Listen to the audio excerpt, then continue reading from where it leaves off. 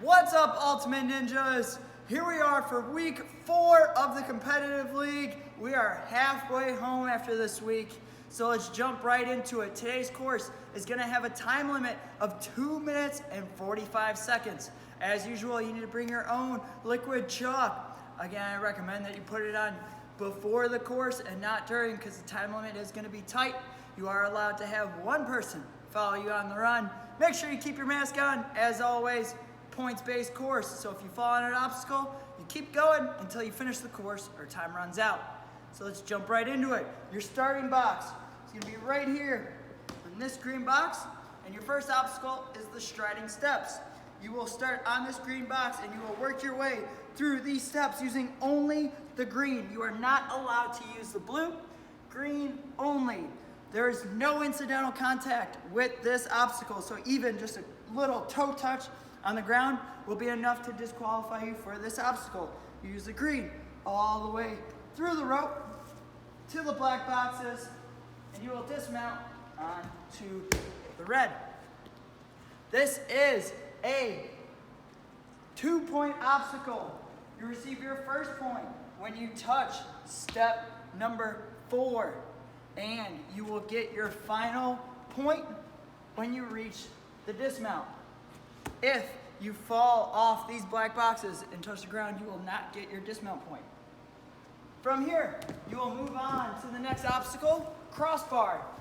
You are only allowed to use 3 bars on this one. You're allowed to use this one, and then this long one here.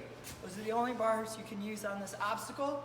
If you have trouble getting to this bar, you can use this truss and this rope to get up to the bar if you need it. You will use this bar to this bar, to this bar, traverse down, and then you will dismount onto this green. This truss is in play. It's your friend. You can grab it, hold on to it, use it as much as you need to dismount. This is a 3-point obstacle. You receive your first point when you touch this long bar. You receive your second point when you get past the tape, and then you receive your third and final point when you dismount onto the green. Remember, this pad's on. Next obstacle is the ring maze. You will use the rings only. You're only allowed to use these 2 rings and these 2 rings to get to this pad. You are not allowed to touch any bars in any way, shape, or form. Even this black bar at the end, you are not allowed to use that. You are not allowed to use the truss. All you can use are the rings for this obstacle. You will use the rings all the way down to these 2 rings, traverse down, and land on this pad.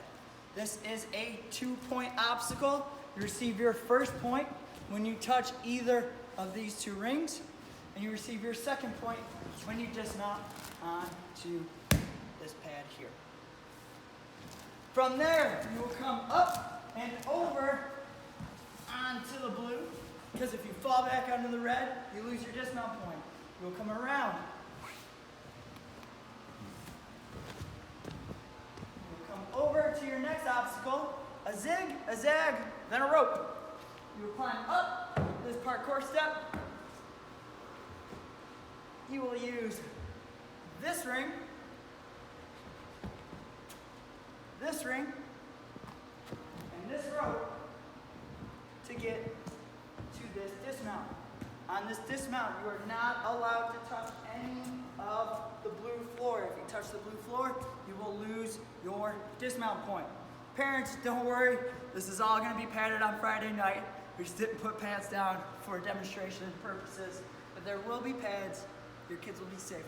All right, so this is a 3-point obstacle. You receive your first point when you touch ring number 2. You receive your second point when you touch the rope, and you receive your third point when you touch and land on the dismount. From there, you will move on to some big strides. You will use the red pads. 1, 2, 3, 4 red pads and this rope to complete this obstacle.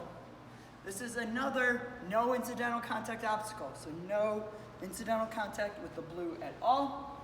Again, red pads only. And that rope, your dismount, is this red pad here.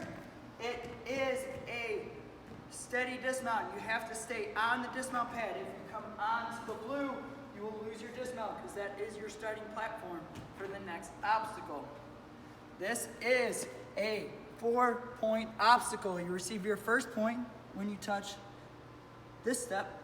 You receive your second point when you touch this step. You receive your third point for touching the rope, and your fourth point for dismounting onto this red pad here. From there, you will move on to your next obstacle, some random balance. You will use the balance beam here. You are not allowed to use this blue. You are only allowed to use the beam itself.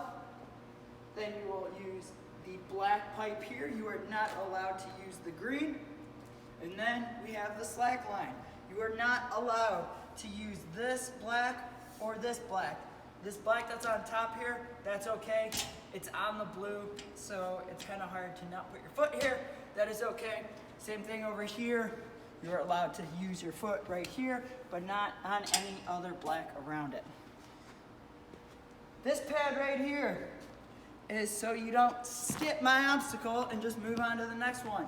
Any contact with this pad, even if it's just a little pinky touching it, disqualifies you from this obstacle.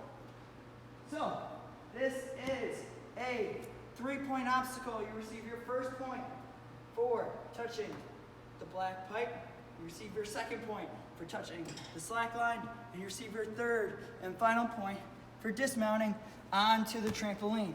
Now, for the trampoline, you are only allowed to use the top. There are pipes over here. If you come around, you see there's a box here and there's some pipes here. You are not allowed to put your foot here. Your foot must go up on the top, and you are also not allowed to use your hands on this dismount.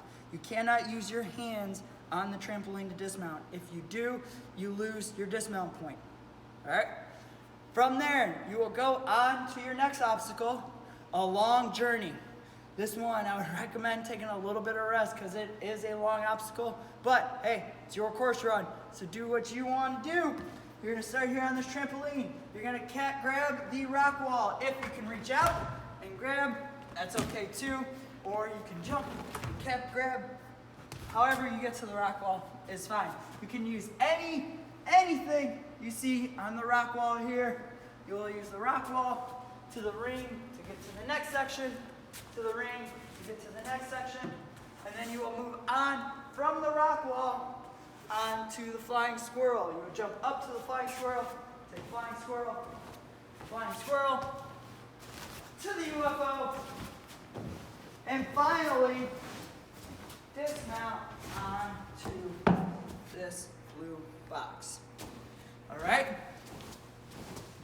This, you will receive your first point when you touch any hole on the second panel of rock walls. You receive your second point for touching any hole on this panel of rock walls. You receive your third point for touching flying squirrel number 1. You receive your fourth point for touching flying squirrel number 2. You receive your fifth point for touching the UFO. And you receive your sixth and final point when you dismount onto the step. From there, you go on to some, wait, what's the name of this obstacle? Hang on, give me a second. Some awkward steps, that's what it's called. Oh, forgot for a second. So you're gonna come on, you're going to use only the steps. You can use your hands and feet. You can actually step on the tops of the steps this time. You will jump to this step, to this step, to this step, to this step, to the platform, and finally hit the buzzer. This is a 2-point obstacle. You receive your first point for touching step number 3, and then you receive your second point for hitting the buzzer before your time runs out. Again, your time limit is 2 minutes and 45 seconds. Coming up next is your full course run. Have fun this week. All right, ninjas, here's your full course run. Pay attention.